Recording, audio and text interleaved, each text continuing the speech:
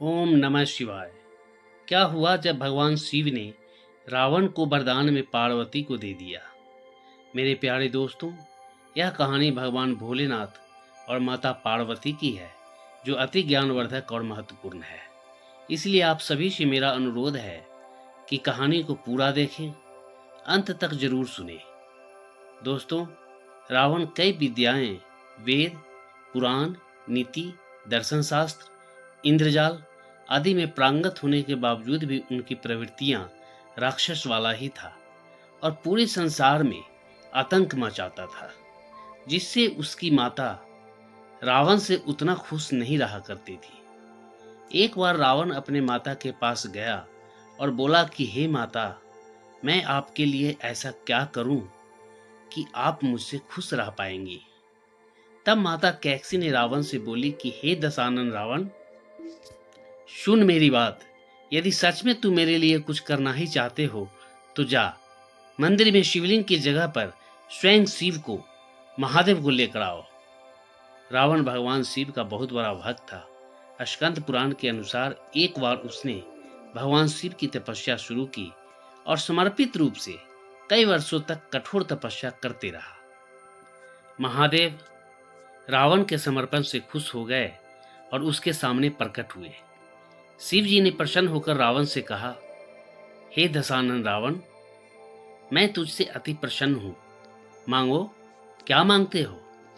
तब रावण ने भगवान भोलेनाथ से कहा कि हे प्रभु, आप पहले मुझे वचन दीजिए कि मैं जो भी आपसे वरदान मांगूंगा आप मुझे बेझिझक प्रदान करेंगे। तब भगवान शिव ने रावण को वचन दिया और कहा कि हे लंकेश, तुम मेरे परम भक्त हो। मैं तुम्हें वचन देता हूँ कि मैं तुम्हारी इच्छा कभी भी नहीं टालूंगा। तुम्हारी इच्छा अवश्य पूरी होगी। कहो रावण, तुम मुझसे क्या मांगना चाहते हो। अब भगवान शिव के वचन को सुनकर रावण सोचने लगा कि मैं एक शक्तिशाली राजा हूं, मुझे कोई हरा भी नहीं सकता। मृत्यु मेरे अधीन है, भला भोलेनाथ से क्या मांगू।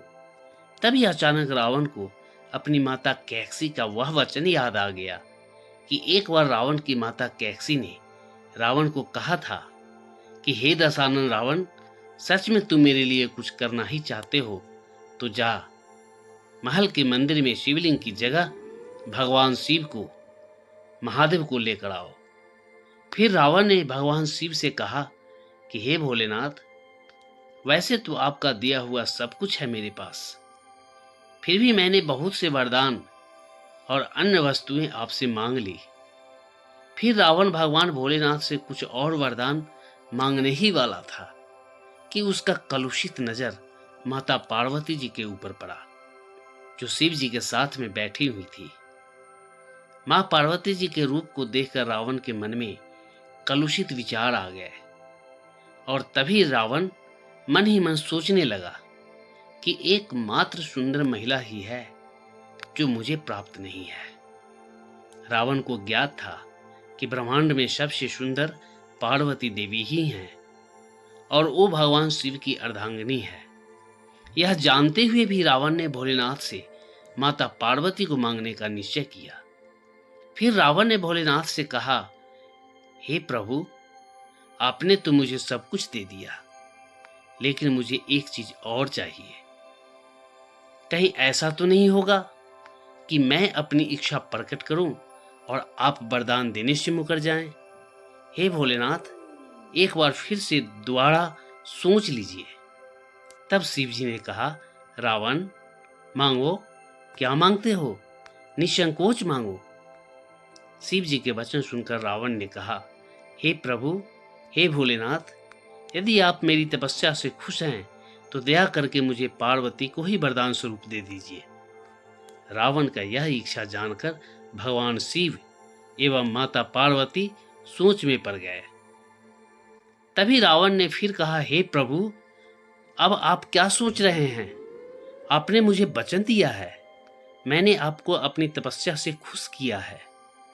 आप मेरी इच्छा को वरदान पूरा कीजिए, अर्थात पार्वती को मुझे वरदान स्वरूप प्रदान कीजिए। अतः हे करुणानिधान भगवान भोलेनाथ, आप इन्हें लंका ले जाने की हमें अनुमति प्रदान करें।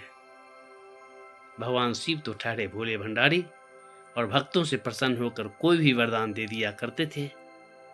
रावण के वरदान में पार्वती जी के मांगने के बाद भी भगवान शिव ने कुछ नहीं सोचा और अपनी सबसे प्रिय अर्धांगिनी माता पार्वती जी को भोलेनाथ ने तथास्तु कहकर रावण को दे दिया। पार्वती जी को ज्ञात था कि महादेव उनका त्याग नहीं कर सकते और ये बस त्रिदेव की लीला ही है।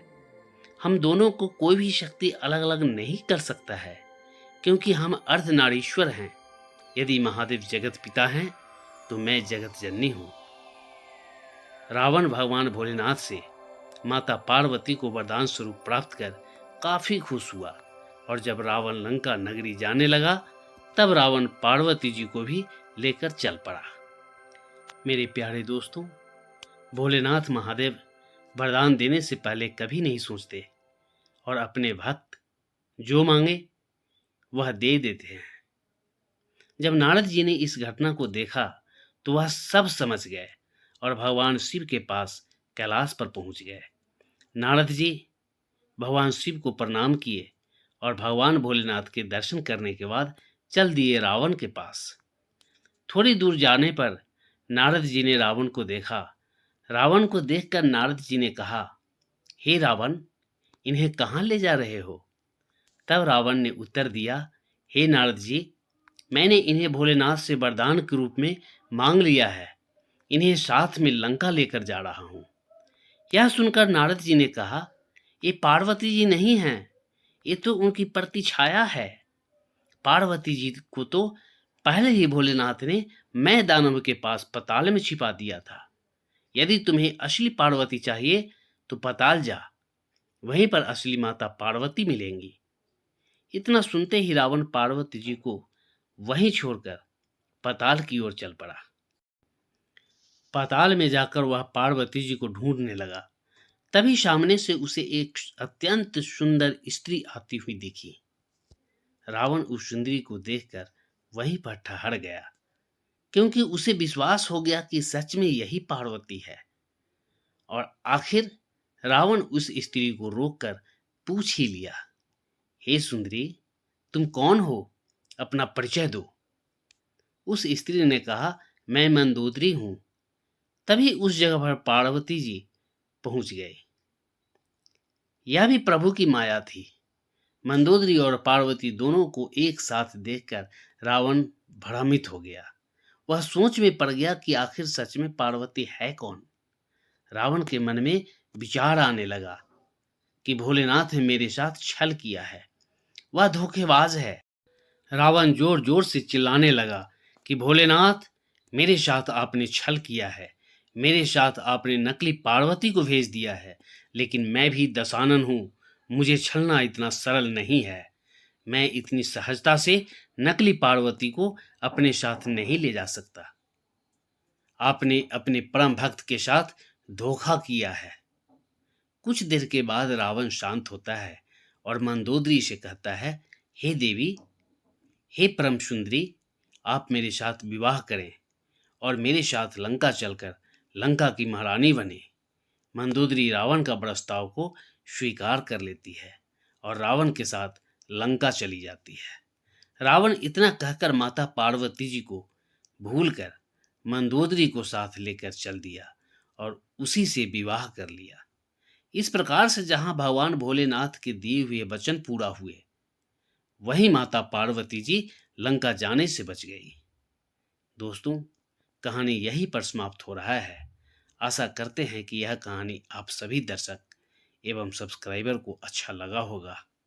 दोस्तों, मैं अपने सभी दर्शक और सब्सक्राइबर को तहे दिल से धन्यवाद करता हूं कि आप सभी ने मुझे ढेर सारा प्यार दिया है और आशा करता हूं कि आगे भी आपका प्यार मुझे मिलता रहेगा।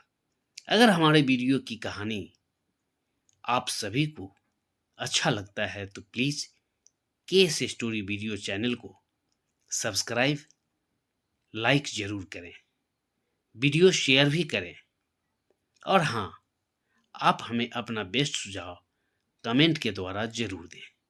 प्रिय दोस्तों, मुझे आपकी मदद की ज़रूरत है। इसलिए प्लीज़ आप मेरे चैनल को सब्सक्राइब करके अपना अनमोल प्यार दें।